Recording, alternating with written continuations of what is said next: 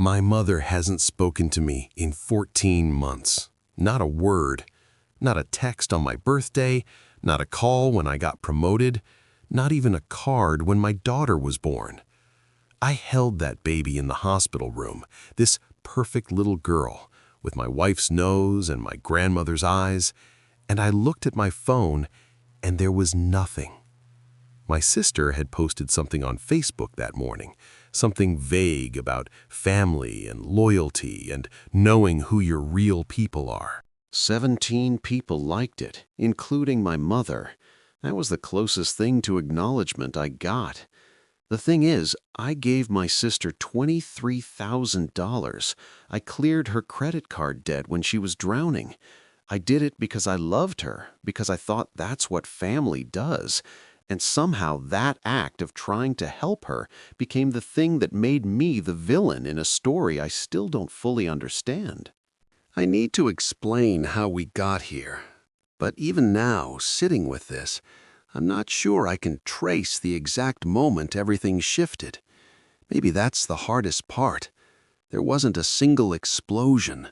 There wasn't a screaming match or a dramatic confrontation that I could point to and say, there, that's when it all went wrong. It was slower than that, quieter, like water damage behind a wall that you don't notice until the structure is already compromised. My sister Rachel is 3 years younger than me. Growing up, we were close in the way that siblings in small towns are close. Same school, same friends, older siblings, same church on Sundays. Our parents weren't wealthy, but they weren't poor either. Dad worked at a manufacturing plant outside of Dayton, and Mom did bookkeeping for a few local businesses. We had enough. Christmas was never extravagant, but we never went without. I think that's important context, because later, when everything fell apart, there was this narrative that emerged about me being the golden child, the one who had everything handed to him. That's not how I remember it. I remember working at the grocery store at 16.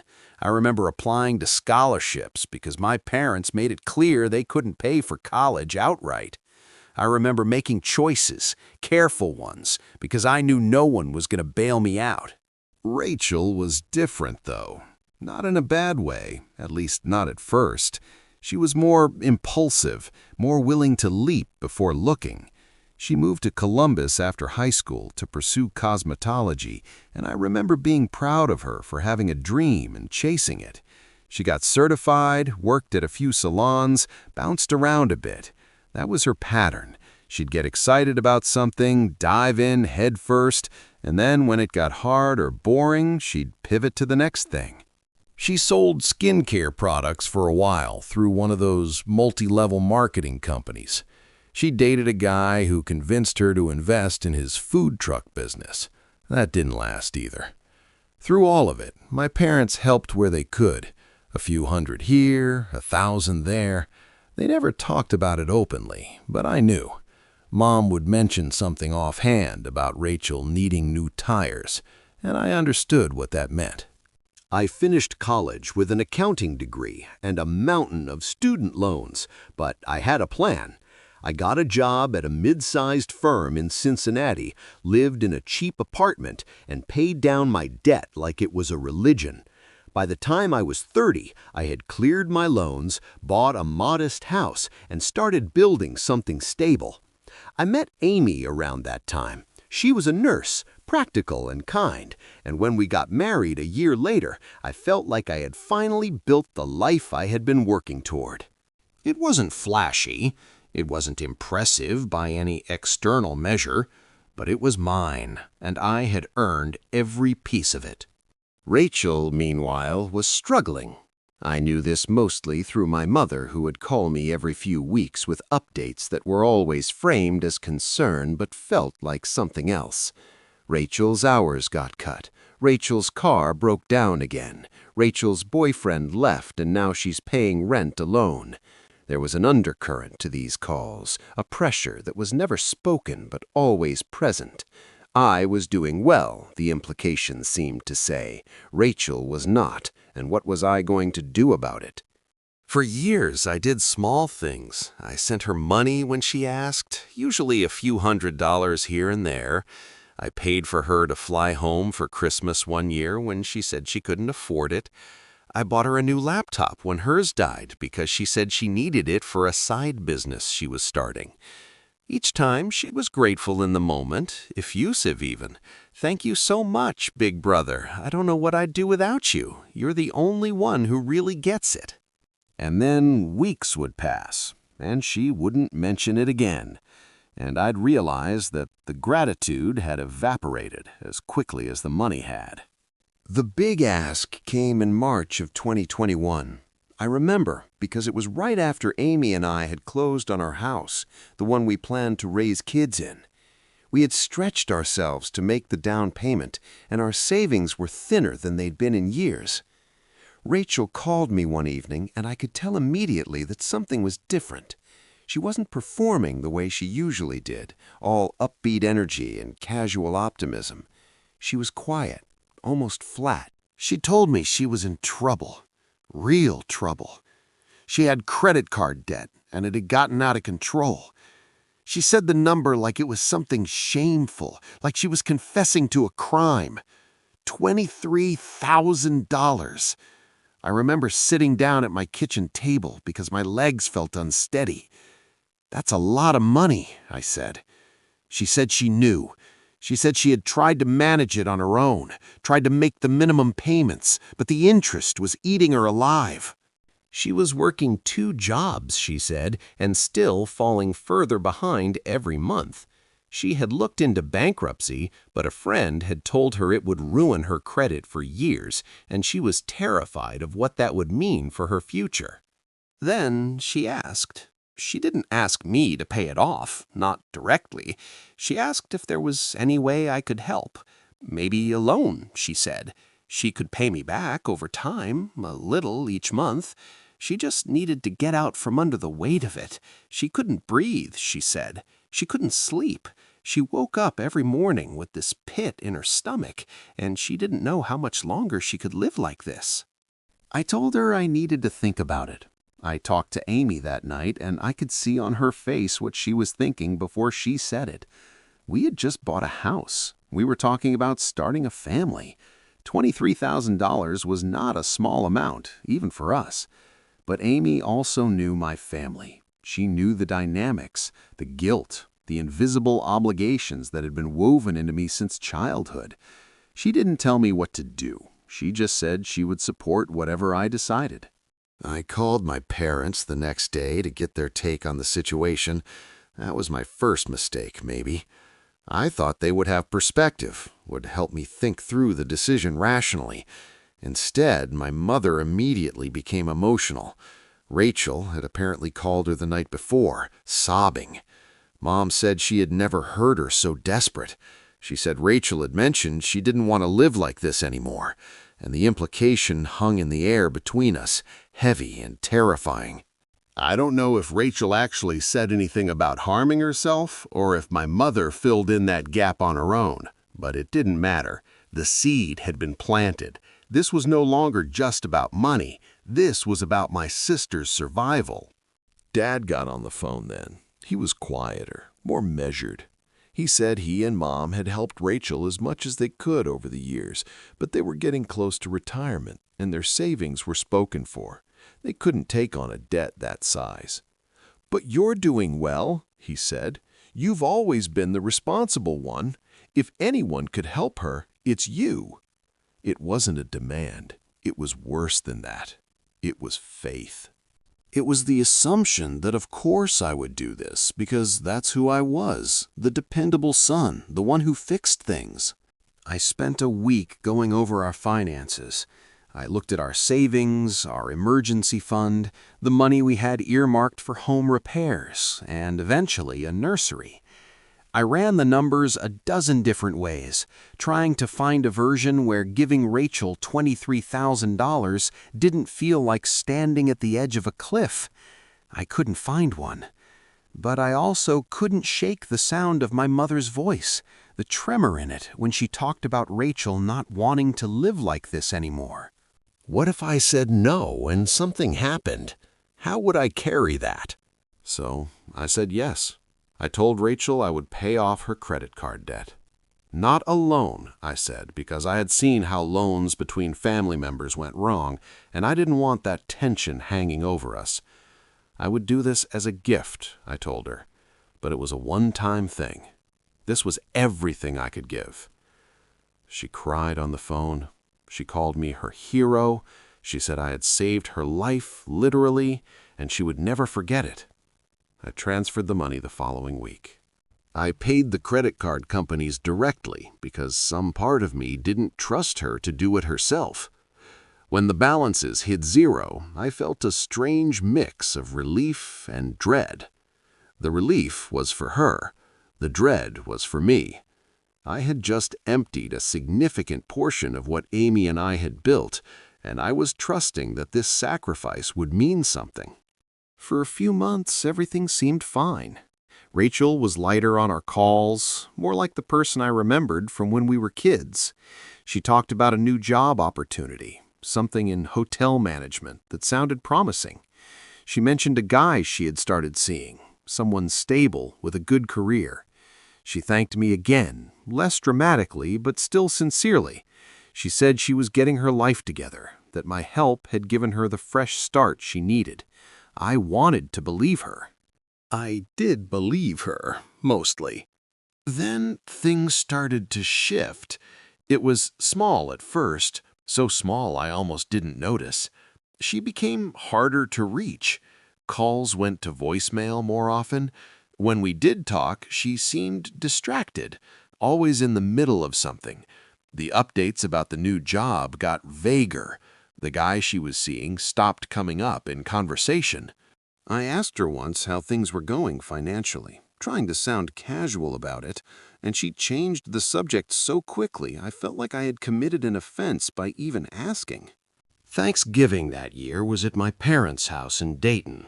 Amy and I drove up the night before, and Rachel arrived the morning of. She seemed different, but I couldn't pinpoint how. More guarded, maybe.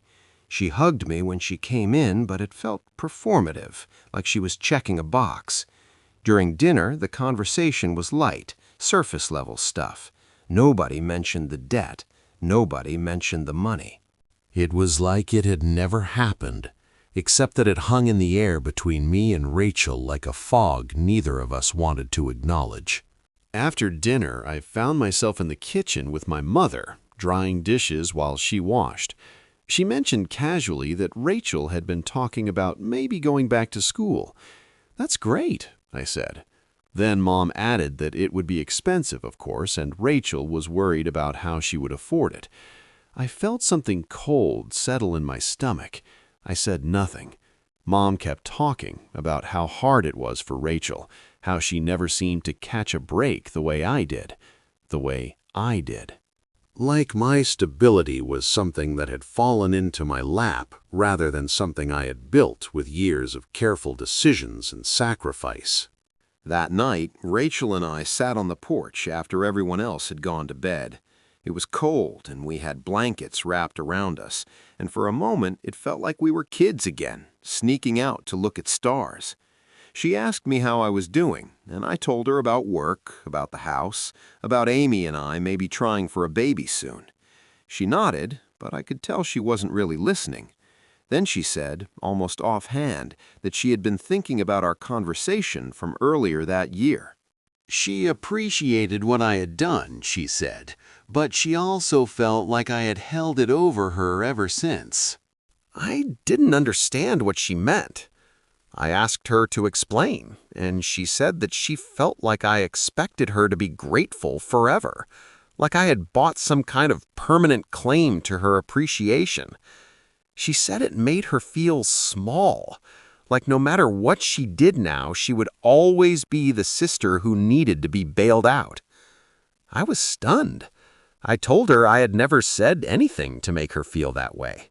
I had asked about her finances once, just once, out of genuine concern. She shook her head like I was missing the point.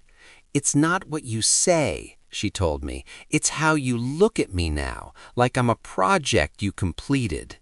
I went to bed that night replaying the conversation, trying to find where I had gone wrong. Amy asked me what was bothering me, and I told her. She was quiet for a long time. Then she said something I'll never forget. She said maybe Rachel needed someone to blame for how she felt about herself, and I was a convenient target because I had seen her at her lowest. It made sense, but it didn't make me feel better. Over the following months, the distance between me and Rachel grew. She stopped returning my calls altogether. When I texted her for her birthday, she replied with a simple thanks and nothing else. I mentioned it to my mother, who brushed it off. Rachel was busy, she said. She was going through a lot. I should give her space. But space felt like something else. It felt like exclusion. The next family gathering was Easter. Amy couldn't make it because she was working, so I drove up alone. When I walked in, something felt wrong immediately. There was a stiffness in the room, a politeness that felt rehearsed. My dad shook my hand like I was a business associate. My mom hugged me but didn't quite meet my eyes. Rachel was there already, sitting on the couch, and she looked up when I came in and then looked away without a word. Dinner was excruciating. Every conversation I tried to start seemed to stall. There were inside jokes I wasn't part of, references to conversations that had happened without me. At one point, my mom mentioned that Rachel had moved to a new apartment, a nicer one in a better neighborhood. I said that was great, and there was a beat of silence that felt loaded. Later, when I was helping clear the table, I overheard my dad say something to Rachel in the other room. Something about how I probably thought I was better than everyone. I stopped moving. I stood there with a stack of plates in my hands, and I felt the floor tilt beneath me. I confronted my mother that night, after Rachel had left. I asked her what was going on, why everyone was treating me like I had done something wrong. She sighed, this heavy, disappointed sigh, like I was a child who refused to understand simple things. She said Rachel had told her about our conversation on the porch at Thanksgiving, about how I had made her feel. She said Rachel felt like I had used the money to control her, to make her feel indebted. She said Rachel had been suffering in silence for months, feeling like she owed me something she could never repay, and it was eating her up inside. I tried to explain. I told her that I had never asked for anything in return. I had never brought up the money, never reminded Rachel of it, never used it as leverage. I had cleared her debt because she was my sister and she was suffering and I had the means to help. That was it. But my mother just shook her head. She said intention didn't matter as much as impact. She said I needed to think about how my actions made people feel, not just what I meant by them. She said Rachel was fragile, and I needed to be more careful with her. I drove home that night feeling like I was losing my mind. I called Amy and recounted everything, and she listened without interrupting. When I finished, she was quiet for a long moment. Then she said that what my mother had described was not what happened. She said Rachel was rewriting history, turning my generosity into something toxic, and my parents were choosing to believe her version because it was easier than holding Rachel accountable.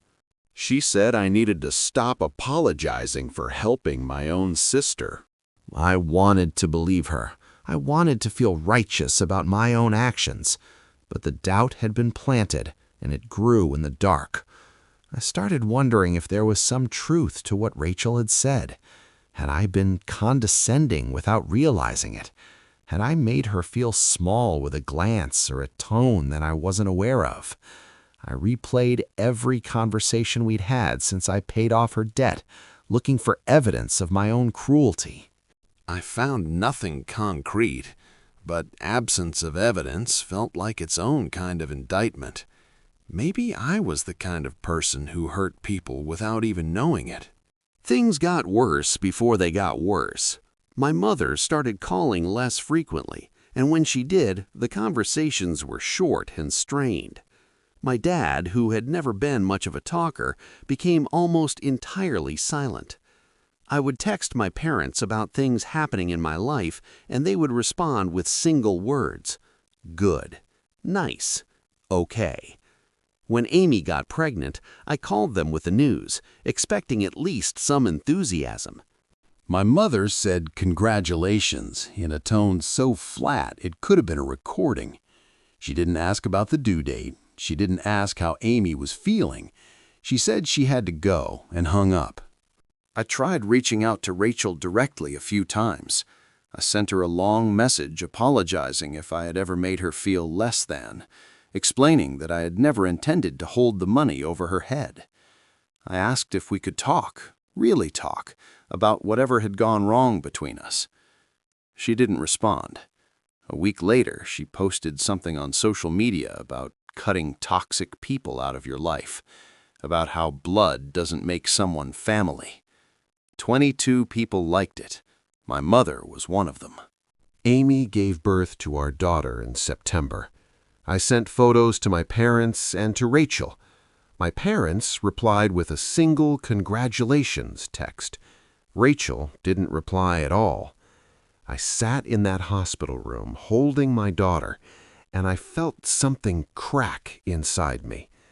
I had always assumed that family was the foundation, the thing that held even when everything else shifted. I had built my sense of self around being a good son, a good brother, someone who showed up when it mattered. And now I was holding my first child, this moment I had dreamed about for years, and the people I had grown up with couldn't be bothered to acknowledge it. My daughter is 14 months old now. She has my grandmother's eyes and this laugh that sounds like music. She is the best thing that has ever happened to me, and she has no idea that she has an aunt and grandparents who have never met her. I stopped reaching out after her birth. I realized that I was always the one initiating, always the one trying to bridge a gap that the other side had no interest in closing. I was exhausting myself, chasing people who had already decided I was the problem. I found out through a cousin that Rachel got engaged last year. The cousin mentioned it casually, assuming I already knew. I didn't. There was no call, no text, no announcement sent my way. My mother apparently hosted a small engagement party at her house. I saw pictures on Facebook, my parents smiling, Rachel glowing, a man I had never met standing beside her with his arm around her waist. They looked happy. They looked like a family. I was not in any of the pictures. I was not mentioned in any of the captions. The thing that haunts me is not the money. $23,000 is a significant amount, but I have recovered financially. Amy and I rebuilt our savings. We made it work. The thing that haunts me is the story that now exists about who I am. In my family's version of events, I am the villain. I am the brother who helped his sister and then used that help as a weapon. I am the one who made her feel worthless, who treated her like a charity case, who valued money over love. That story is out there, being told at dinners I'm not invited to, shaping how my nieces and nephews I've never met will think of me. And I have no way to correct it because I am not in the room. I think about what I could have done differently. Maybe I shouldn't have paid off her debt. Maybe I should have said no, let her figure it out on her own, even if it meant she struggled longer. Maybe the act of helping her was itself the wound, because it created an imbalance that neither of us knew how to navigate. But then I remember how desperate she sounded on that phone call. I remember my mother's voice breaking when she told me Rachel didn't want to live like that anymore. I remember thinking that money was just money, but my sister's life was irreplaceable. I made the choice I thought was right. I made the choice that let me sleep at night. And somehow that choice became the thing that cost me everything. People ask me sometimes why I don't just clear the air, why I don't show up at my parents' door and demand a real conversation. The truth is, I've tried. I wrote a letter to my mother last Christmas, laying out everything I felt, explaining my perspective without accusations or demands. I asked for a chance to be heard. She never responded. I don't even know if she read it. At some point, you have to accept that other people get to decide whether you're worth their time. You can't force someone to see you clearly if they've already committed to a version of you that serves their needs. What I've learned, if I've learned anything, is that family is not what I thought it was. I believed that love was the foundation, that shared history meant something indestructible. But family is also a system with roles and expectations and unspoken rules about who gets to be the hero and who has to be the helper. I was the helper. I was the one who fixed things, who paid things, who showed up without being asked. And when I fulfilled that role so completely that Rachel couldn't bear to look at me without feeling the weight of it, I became the problem. The system needed a villain, and I was available. I don't hate my sister. That's the strange thing. I've thought about it, tested my own feelings, waited for anger to arrive. But it doesn't come. What I feel instead is something more like grief. I grieve the sister I thought I had, the family I thought I belonged to, the version of myself that believed good intentions were enough. I grieve the future I imagined, holidays together, my daughter knowing her grandparents, growing old with the people who knew me first. None of that will happen now. The loss is real, even if no one died. Amy tells me I should let it go, and I know she's right. Holding on to this pain doesn't hurt the people who caused it, it only hurts me. But letting go feels like accepting their version of the story, admitting that maybe I was wrong. Maybe I am the person they think I am. I'm not ready to do that. Maybe I never will be. My daughter woke up early this morning. She was crying, the way toddlers do when they can't tell you what's wrong. I picked her up and held her against my chest, and she calmed down almost immediately. Her breathing slowed, her little fist grabbed my shirt, and I thought about how she trusts me completely, how she doesn't know yet that the world is full of people who will take your love and use it against you. I hope she never learns that lesson the way I did.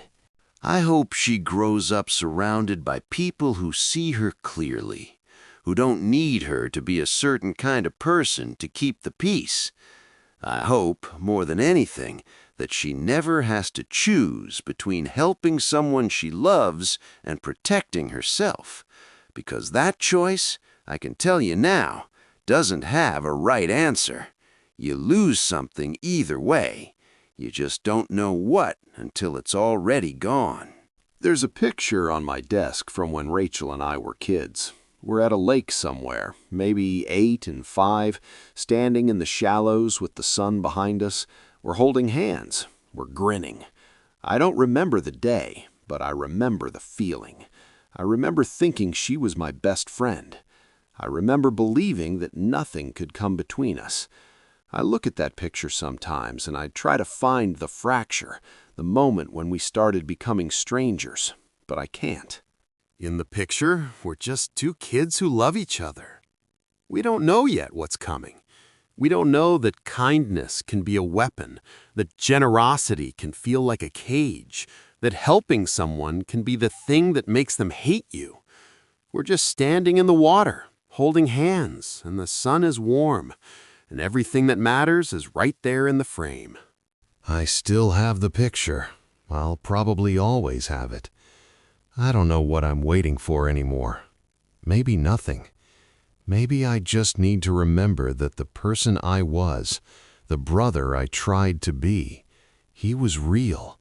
He existed, even if no one else remembers him that way.